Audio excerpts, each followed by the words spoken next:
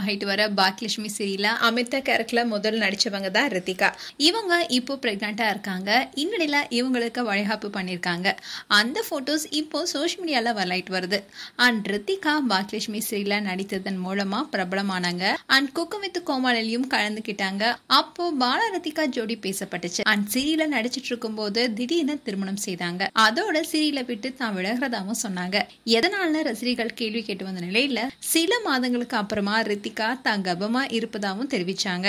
And ரீசெண்டா கூட ரித்திகா அவங்க ஹஸ்பண்ட் கூட சேர்ந்து பிரெக்னன்சி போட்டோ ஷூட் பண்ணியிருந்தாங்க. அந்த வீடியோ கூட வைரலானுச்சு. இன்னும் இல்ல நிறைமாத கர்ப்பிணியா இருக்கிற ரித்திகாவுக்கு இப்போ வளைகாப்பு பண்ணிருக்காங்க.